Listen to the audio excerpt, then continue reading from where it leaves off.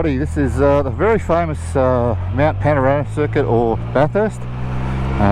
Holds lots of different race meetings, but more famous for the one that goes on every October.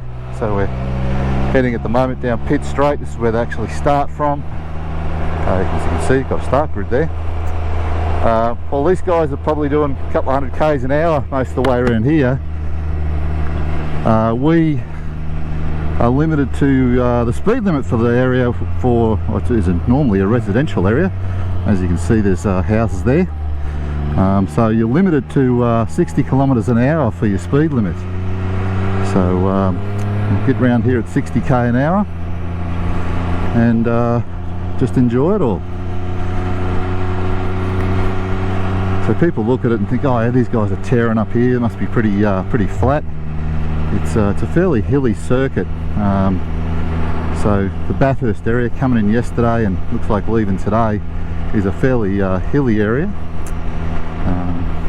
So one of the things I really need to be aware of on here is that I cannot speed, because there are cameras everywhere. And the reason it's done this way is because it's normally a racetrack a couple of times a year, and people think, oh yeah, it's a racetrack 365 days a year. No, it's not. It's a residential area.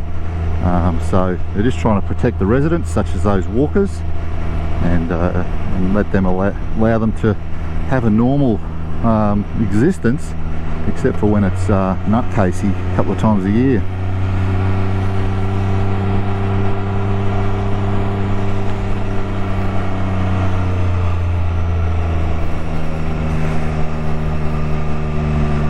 So there's still a permanent structure there for the camera crew. That's nice. Won't be using the ripple strips today, I hope.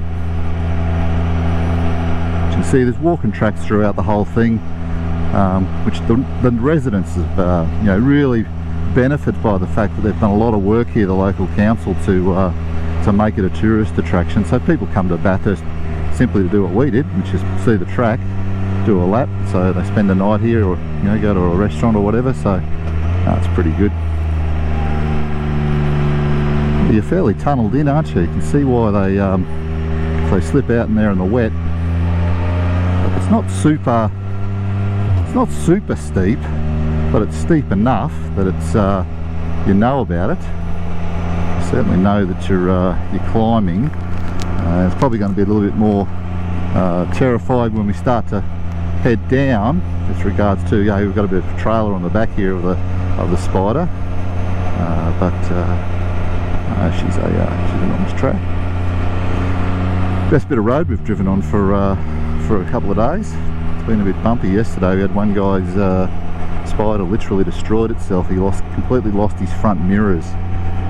So if you've got a Spyder F3T or F3 Limited, I'd get rid of it. I'd get rid of it and get an RT. The mirrors on those things are bloody terrible, so that's a few people now that I know that their mirrors are destroyed. So yeah, so this here is what they call Skyline. Don't know why it's called Skyline, but it's pretty bloody impressive, isn't it? Look at that. That's a great view out over Bathurst. Old mate there enjoying the walking path. If you're going to come, if you're able to, it'd be a great walk. A little bit hard for myself in a chair, but yeah, pretty impressive stuff. Being a Toowoomba boy, I'd say it's no steeper than Flagstone Creek. I'd probably rate Flagstone Creek a bit steeper, but it's the fact that it's designed to be a racetrack that makes it all the more interesting. But you can see why they find it such a great racetrack, because it's got all these different undulations and things on it, and you cannot help but just love what is going on with it.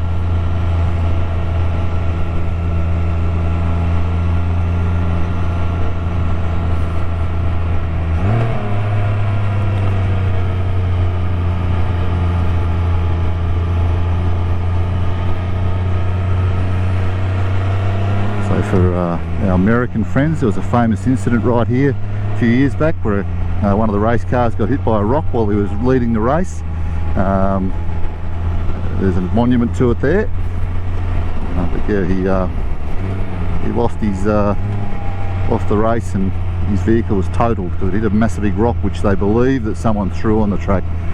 So since then they stopped people getting to within distance of the track, hence why all the barricades are up now. It's not just for safety, it's for keeping the spectators off the track in certain spots, and that's one of them. So down through here in a race day, I believe that they're around about 300 kilometres an hour in a what we call a super sedans. So you know, the Chevrolets and Mustangs and things like that. So they are fairly motoring and going hard. Up ahead, see the sand pit. That there used to go straight ahead and under that big bridge, tyre bridge up in front of it. It doesn't anymore after a car flipped it down here, because it used to be just a little rise in the actual track. It used to go like that, and hopefully you saw my hand there. And when he got over the top of that little lump, he went airborne and lost his life, poor guy. And so they then put this thing in here. Called it the Chase, and it's made things a little bit interesting because blokes still come in here pretty dang quick, especially in the wet, and wonder why they end up in the sand pit either side. Lots of accommodation on track if people want to stay at the accommodation on track. We didn't last night. In a way I wish we did. Probably would have cost us a bit more, but I think it's a better quality of accommodation. If you're coming, I would suggest that you do stay there. It's got restaurants and everything on site, so you don't need to go anywhere. Got good coffee, unlike what we had this morning, which wasn't good coffee. So yeah, if you're going, stay on. It's usually pretty good. And that's where they go into the pits, just there. So that, folks, is a lap of the Bathurst Track. It's interesting, and with nothing else.